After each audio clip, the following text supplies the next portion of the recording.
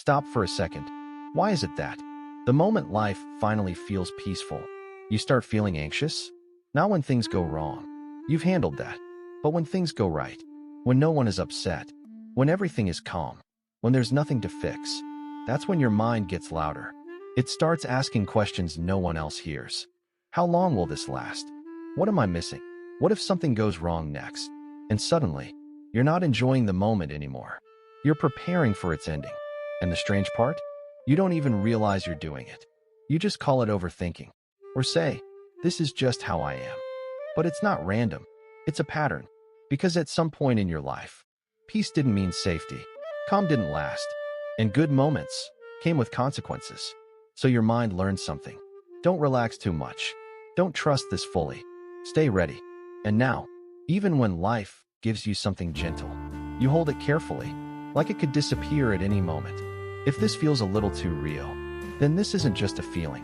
It's something deeper. And once you understand it, you'll finally understand yourself. She laughs at the right moments. She says she's fine without even thinking. And somehow, people believe her. But if you looked closer, really closer, you'd notice something strange. She doesn't relax.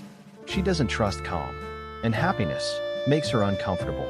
Because when life has hurt you in every phase, peace doesn't feel safe. It feels like a warning. And this is the story of a girl who didn't just go through a hard time. She went through too much, again and again, until it changed the way she sees everything. She wasn't always like this. As a child, she felt things deeply. Too deeply, maybe. She noticed tone, energy, silence. Even before she understood words, she understood tension. Home wasn't always predictable. Some days were warm. Some days felt like walking on glass. So she learned early how to read moods, how to stay quiet, how to not be too much. Not because she wanted to, but because it felt safer. And here's something most people don't realize. When a child has to become emotionally aware too early, they don't grow up faster. They just carry more. Pause for a second. Think about this. What did you learn to hide before you even understood yourself? As she grew older, life didn't suddenly become kind. School brought its own kind of pain. Not always obvious. Not always loud. Sometimes it was being left out. Sometimes it was subtle comparisons. Sometimes it was being the strong one, which sounds like a compliment, until you realize it means no one checks if you're okay. So she adapted again. She became reliable, understanding, easy to talk to, but rarely understood. She became the person people went to for comfort, while she quietly learned to deal with her own storms alone. And this is where something shifts, not outside, but inside. Because when someone goes through pain, in different phases of life, not just once, but repeatedly, their mind starts building a pattern, a belief, not spoken out loud, but deeply felt. Something is always going to go wrong. So even when things are okay, she waits for the change, for the disappointment, for the next hit. In psychology, this isn't weakness. It's adaptation. Her brain is trying to protect her. It's saying, if we expect the worst, maybe it won't hurt as much. But here's the cost. She can't fully enjoy the present, because part of her is always bracing for the future. Now let's talk about love, because this is where it gets even more complicated. When she meets someone kind, someone patient, someone who genuinely cares, she doesn't relax. She questions it. Why are they being so nice? When will this change? What if I lose this? And sometimes, without even realizing, she pulls away, or overthinks, or tests the connection. Not because she wants to ruin it, but because she doesn't trust stability. Because stability is unfamiliar. And the human mind always finds comfort in what it knows, even if what it knows is pain. Real life, this looks like smiling, but feeling distant. Being loved, but not feeling secure. Overthinking simple messages. Feeling guilty for resting. Feeling uneasy when life is calm. It's exhausting. And the hardest part? She often blames herself for it. She thinks, why can't I just be normal? Why do I make things complicated? Why can't I just be happy? But she doesn't realize. This isn't who she is. It's what she learned. Pause again.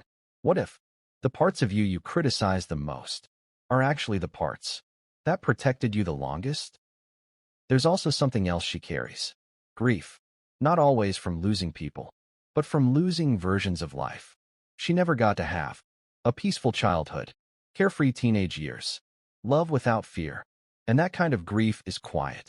It doesn't get acknowledged, but it sits there, in small moments, when she sees others living freely, when she wonders, what would I be like if things were different?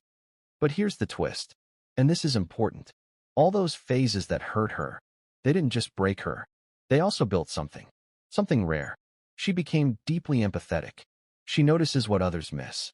She understands pain without explanation. She loves in a way that is careful, but real. She didn't choose to become this person, but she did, and that matters. The problem isn't that she's too sensitive. The problem is, no one ever taught her that she's allowed to feel safe, that life doesn't always have to be survival, that peace isn't a trap, that love doesn't always leave. Healing for her doesn't look like a sudden transformation.